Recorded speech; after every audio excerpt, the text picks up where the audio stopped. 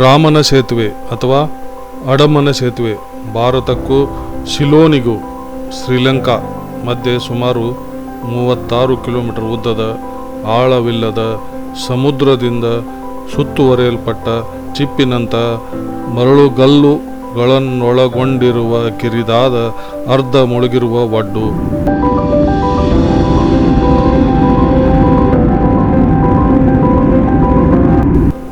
ಮೇಲುಗಡೆ ಆಕಾಶದಿಂದ ವಿಮಾನದಲ್ಲಿ ನಾವು ರಾಮ ಸೇತುವನ್ನು ಬರೀ ಕಣ್ಣಿನಿಂದ ನೋಡಬಹುದು.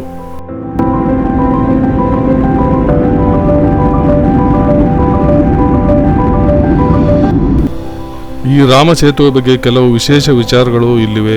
ಸೀತೆಯನ್ನು ಕರೆತರಲು ವಾನರ ಸೈನ್ಯ ಹಾಗೂ ರಾಮ ಲಕ್ಷ್ಮಣ ಲಂಕೆಗೆ ಹೊರಡುತ್ತಾರೆ. ರಾಮೇಶ್ವರಂ ಬಳಿ ಸಮುದ್ರದ ಹತ್ತಿರಕ್ಕೆ ಬಂದಾಗ ಹೇಗೆ ಸಮುದ್ರವನ್ನು ದಾಟುವುದು ಎಂಬ ಸಮಸ್ಯೆ ಎದುರಾಗುತ್ತದೆ. ಆಗ ವಾನರ ಸೈನ್ಯ ಸೇತುವೆಯನ್ನು ನಿರ್ಮಾಣ ಮಾಡಲು ನಿರ್ಧರಿಸುತ್ತಾರೆ.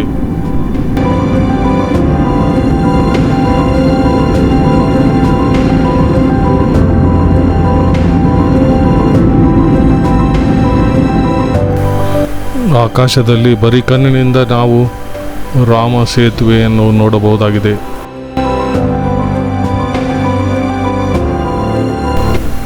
ಅಲ್ಲಲ್ಲಿ ಅನೇಕ ಸಣ್ಣ ಪುಟ್ಟ ದ್ವೀಪಗಳನ್ನು ನಾವು ನೋಡಬಹುದಾಗಿದೆ.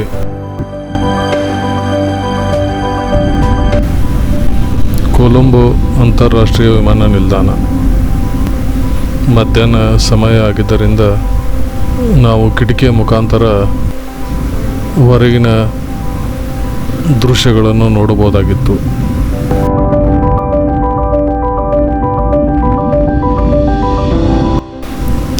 ಅದ್ಭುತ ಹಾಗೂ ತುಂಬ ಸುಂದರ ದೃಶ್ಯ.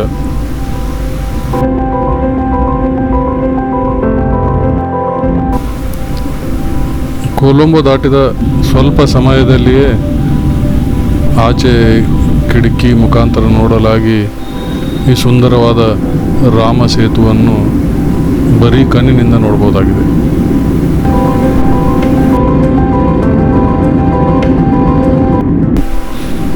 ಆಹಾ, ಎಂಥ ಅದ್ಭುತ ದೃಶ್ಯ! ರಾಮ ಸೇತುವೆ, ರಾಮನ ಸೇತುವೆ, ಹನುಮಂತ ಕಟ್ಟಿದ ಸೇತುವೆ ಬರೀ ಕಣ್ಣಿನಿಂದ ನಾವು ನೋಡಬಹುದಾಗಿತ್ತು. ರಾಮ ಸೇತು ಅಥವಾ ರಾಮನ ಸೇತುವೆ ಅಥವಾ ಆಡಮ್ಸ್ ಬ್ರಿಡ್ಜ್ ಎಂದು ಕರೆಯುತ್ತಾರೆ. ತಮಿಳುನಾಡು, ಭಾರತ ಮತ್ತು ಮನ್ನಾರ್ ದ್ವೀಪದ ಆಗ್ನೇಯ ಕರಾವಳಿಯಲ್ಲಿ ರಾಮೇಶ್ವರಂ ದ್ವೀಪ ಎಂದು ಕರೆಯಲ್ಪಡುವ ಪಂಬನ ದ್ವೀಪದ ನಡುವಿನ ನೈಸರ್ಗಿಕ ಸುಣ್ಣದ ಕಲ್ಲುಗಳ ಸರಪಳಿಯಾಗಿದೆ. ಶ್ರೀಲಂಕಾದ ವಾಯುವ್ಯ ಕರಾವಳಿಯಲ್ಲಿ ಈ ಸೇತುವೆಯು ಹಿಂದೆ ಭಾರತ ಮತ್ತು ಶ್ರೀಲಂಕಾ ನಡುವಿನ ಭೂ ಸಂಪರ್ಕವಾಗಿತ್ತು ಎಂದು ಭೂವೈಜ್ಞಾನಿಕ ಪುರಾವೆಗಳು ಸೂಚಿಸುತ್ತವೆ.